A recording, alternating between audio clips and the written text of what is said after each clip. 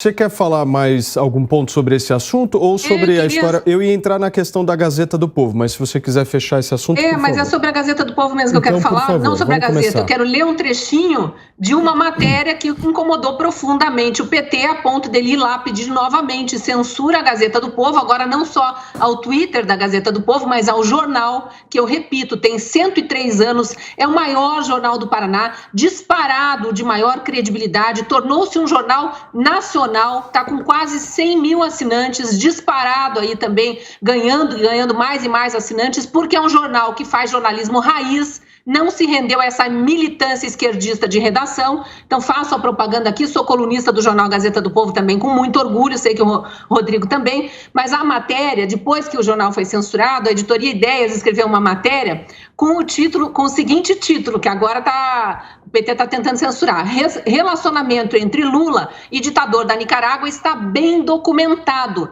E aí foi trazendo matérias da CNN, do G1, de outros veículos para provar que a imprensa toda cobriu as várias declarações de amor, de amizade, de apoio entre Ortega e Lula ao longo de anos e anos e anos. A mais recente é de novembro do ano passado, plena pandemia. Acho que vão lembrar que o Lula foi saracotear na Europa, dando uma banana para os brasileiros que estavam em lockdown aqui, pouco se importando com o lockdown, foi saracotear com o nosso dinheiro público.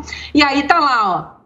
Ele falou o seguinte, dando entrevista ao El País, que, diga-se de passagem, é um jornal de esquerda espanhol, que tem inclusive filial no Brasil, altamente alinhada com essa imprensa esquerdista brasileira.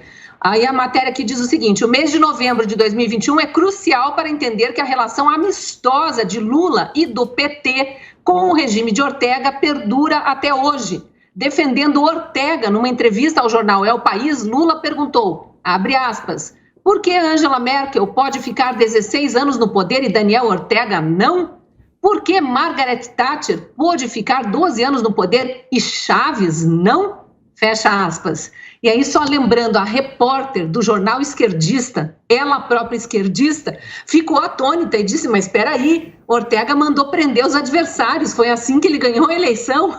A Angela Merkel foi eleita, é uma democracia, o mesmo entre Margaret Thatcher e Hugo Chávez, assim, é aquela falsa equivalência moral que a esquerda adora trazer para o debate, como se ter roubado R$1 trilhão das empresas estatais, fundos de pensão, Banco Nacional de Desenvolvimento Econômico e Social, fosse a mesma coisa que uma suspeita não confirmada de rachadinha no gabinete de um filho. É uma falsa equivalência moral absurda. E aqui ele também lembra um outro fato importante, que é bom a gente trazer de novo para a lembrança, que no dia 10 o PT apagou discretamente uma nota de apoio a Ortega depois que ele foi eleito para seu 5º mandato, resultado amplamente considerado fraudulento, com todos os opositores do ditador presos ou exilados. O PT tinha elogiado a eleição no seu próprio site e, rapidamente, depois de criticado, apagou, disse que houve uma falta de revisão no texto, alguma coisa assim, uma desculpa esfarrapada, e apagou do site. Então, eles tentam apagar ainda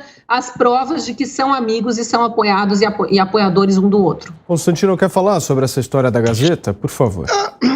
Paulo, nós estamos diante de tentativa de censura. Agora, isso antes do ladrão voltar à cena do crime. Imagina, toque, imagina só se realmente esse golpe todo que estamos vendo em curso, com apoio de TSE e companhia, vingar e o Lula for eleito. Imagina o que essa turma vingativa, totalitária, bajuladora dos piores tiranos assassinos do continente, imagina o que eles farão se eles tentam calar com censura prévia um jornal centenário sério como a Gazeta do Povo, se eles vão atrás de contas de revista como a Oeste ou Minha para nos censurar. Imagina essa turma com a presidência, que é o que falta, né, na equação de poder deles. Lembrando Dirceu, e olha que tem vagabundo aí que se faz jornalista e anda com o Dirceu na campanha dele. Imagina o Dirceu que disse, né, nós podemos ganhar ou não a eleição, o que é diferente de tomar o poder.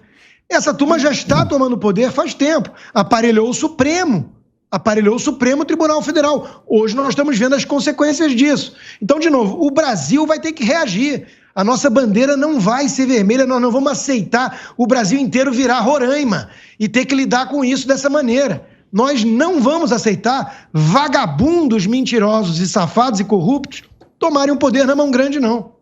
Pipeno, por favor. Não, exatamente. Nós não podemos aceitar, por exemplo, quem não aceite, inclusive, resultado das urnas. Quem ganha, leva. E até porque, pior que aparelhamento do STF é querer ampliá-lo em quase 50% exatamente para ter maioria na marra. E isso é realmente algo que o país tem que condenar, né? Isso não pode acontecer. O atual vice-presidente da República é favorável a essa ideia, mas tomara que não encontre amparo para tentar levar à frente uma barbaridade como essa. Agora, eu sou absolutamente contra qualquer tipo de censura, já falei isso muitas vezes aqui, e não sou seletivo em relação a isso, não. Quem tentou censurar a Gazeta do Povo, errou. Quem tentou censurar outros veículos nesses últimos tempos, igualmente errou, como eu já falei aqui, inclusive de uma recente reportagem publicada pelo portal UOL, e agora também Nós também censuramos isso. Pois é. Nós criticamos aqui no programa. Você criticou. Agora, isso não é uma coisa consensual do lado da extrema-direita, Cristina. Nós criticamos, a Gazeta do Povo fez matéria criticando isso. Realmente, o resto da imprensa não faz matéria criticando a censura à Gazeta do Povo, mas a Gazeta fez em relação à censura ao UOL, a Cruzoé, aliás, relembrando um pouco atrás, parabéns, que foi o que gerou o inquérito das fake parabéns news. à Gazeta do Povo, porque realmente pouca gente do outro lado condenou esse tipo de censura. Como, aliás... Do outro lado, quase não tem, viu, Piperno? A imprensa está toda com o seu ídolo. Não se preocupe, não, que a militância de redação é muito grande. Cristina, só emissoras de TV, em 5 segundos, eu cito umas 4, 5. Fácil. Agora, ontem também, nessa semana, também foi derrubado um documentário produzido pelo jornalista Luiz Nassif, estava lá no YouTube, chamado O Xadrez da Ultradireita Mundial, Ameaça Eleitoral e tal. Isso acabou sendo derrubado. Como também foi derrubado aquele documentário que falava lá sobre as fakeadas do presidente da República. Aquilo foi considerado criminoso, né? Eu confesso para você que eu sou um daqueles que acreditam que o presidente sofreu um atentado. Ponto. Já falei isso aqui milhares de vezes. Agora, foi feito um documentário que defende uma outra tese. Não, aquilo não é documentário, é uma obra de ficção. Esse documentário, obra de ficção, como você queira chamar, também foi derrubado. Eu concordo que é censura e sou contra a censura. Eu acho que mesmo a obra de ficção deveria ficar no ar. Agora, foi considerado pela justiça como um crime. Isso foi considerado um crime e por isso foi tirado do ar. As matérias da Gazeta do Povo são verdadeiras. A matéria da Cruzoé, que colocava na capa o amigo do meu pai, era verdadeira. A da UOL também era verdadeira. Então você não pode aplaudir tiranos censurando a imprensa a pedido de candidatos a tirano, defensores de tirano, que estão aí tentando voltar à cena do crime. Qualquer que seja o candidato. Muito bem. Serrão, por favor. De novo, o meu comentário não vale porcaria nenhuma. O que valeria muito seria a opinião e a solução dada pela presidente do Supremo Tribunal Federal, ministra Rosa Weber, que tinha que vir a público condenar veementemente qualquer tentativa de prática de censura no Brasil. E repito, insisto, persisto, encho o saco.